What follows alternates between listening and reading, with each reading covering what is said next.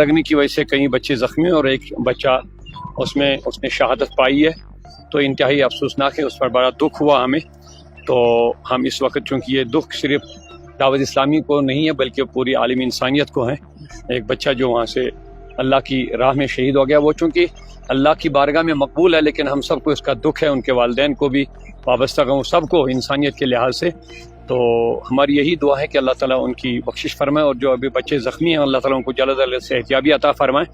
तो ऐसे वाक़ात अचानक हो रहे हैं, और इससे पहले भी और हालिया दिनों में कई जगहों पर मदरसों को और सरकारी जो बिल्डिंगें, कई अस्पतालों में ऐसी चीज़ें होती रहती हैं।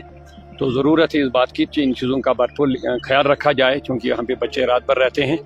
तो हम यही दुआ करें अल्लाह ताला इनकी हिफाजत फरमाए और ये मिशन अल्लाह ताला कामयाब करें। लेकिन मेरी गुजारिश यही है, उनके वालिदैन को ज़रूर दुख है, उस दुख में हम सब शामिल हैं, लेकिन इतना ज़रूर है कि अल्लाह ने उस बच्चे को कबूल किया है।